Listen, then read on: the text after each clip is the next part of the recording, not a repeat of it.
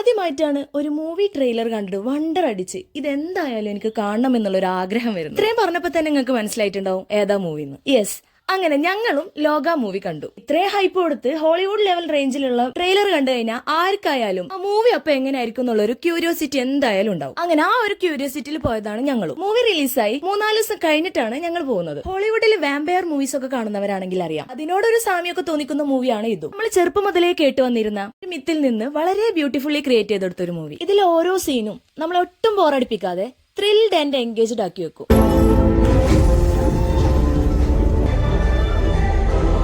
Movie ഇറങ്ങി 3-4 ദിവസം കഴിഞ്ഞപ്പോ തന്നെ ഞങ്ങൾ മൂവി കണ്ടതാ. മൂവീസ് അധികം കാണുന്നതോ റിവ്യൂ പറയുന്നതോ ആയിട്ടുള്ള ഒരാളല്ല ഞാൻ. 2025 ഞാൻ ആദ്യമായിട്ട് തിയേറ്ററിൽ പോകുന്നത് തന്നെ. ഈ മൂവിയാണ് എന്റെ 3rd തിയേറ്റർ എക്സ്പീരിയൻസ്. ഈ മൂവി കണ്ടപ്പോ തന്നെ എനിക്ക് നല്ലൊരു റിവ്യൂ പറഞ്ഞൊരു വീഡിയോ ചെയ്യണം എന്നൊക്കെ ഉണ്ടായിരുന്നു. അൺഫോർച്ചുനേറ്റ്ലി വേറെ കുറച്ച് തിരക്കുകളും കുറച്ച് മടിയും കാരണം പിന്നെ ചെയ്യാന്ന് വിചാരിച്ച് ഞാൻ അതങ്ങ് മറന്നുപോയി. ഓർമ്മ വന്നപ്പോഴേക്കും കുറച്ചധികം വൈകിപ്പോയി.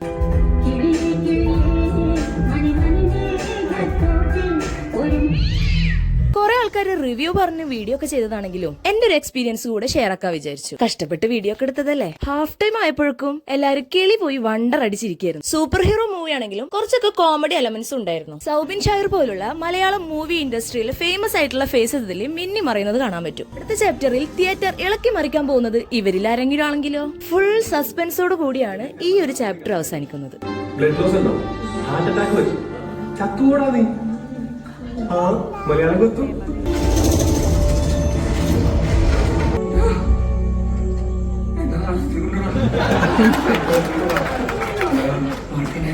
സിനിമ കഴിഞ്ഞു എന്ന് വിചാരിച്ച് കുറച്ച് ആൾക്കാരൊക്കെ ഇറങ്ങിപ്പോയപ്പോഴാണ് തിയേറ്റർ മൊത്തം ഇളക്കി മറിച്ചുകൊണ്ട് നമ്മളെ DQന്റെ എൻട്രി വരുന്നത്.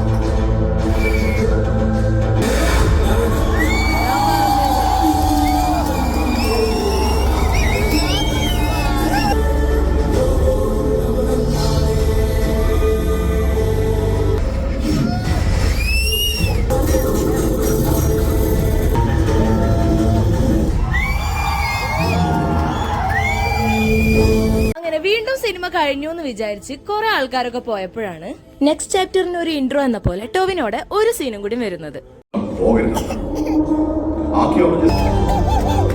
ഒരു രക്ഷയില്ലാത്ത മൂവി. മലയാളം മൂവി തന്നെ ആണോന്ന് വരെ തോന്നിപ്പോയി. നമ്മൾ ഓഡിയൻസിന് ഒരു വിഷ്വൽ ട്രീറ്റ് തന്നെ ആയിരുന്നു ഈ ഒരു മൂവി. ഫുൾ സസ്പെൻസ് ആയതുകൊണ്ട് തന്നെ നെക്സ്റ്റ് ചാപ്റ്റർ എന്തായാലും കാണാനുള്ള ഒരു ക്യൂരിയോസിറ്റി ഇത് കണ്ട എല്ലാവർക്കും ഉണ്ടാവും. അപ്പൊ എന്തായാലും അടുത്ത വിശേഷങ്ങളുമായി നെക്സ്റ്റ് വീഡിയോയിൽ കാണുന്നത് വരെ ബൈ.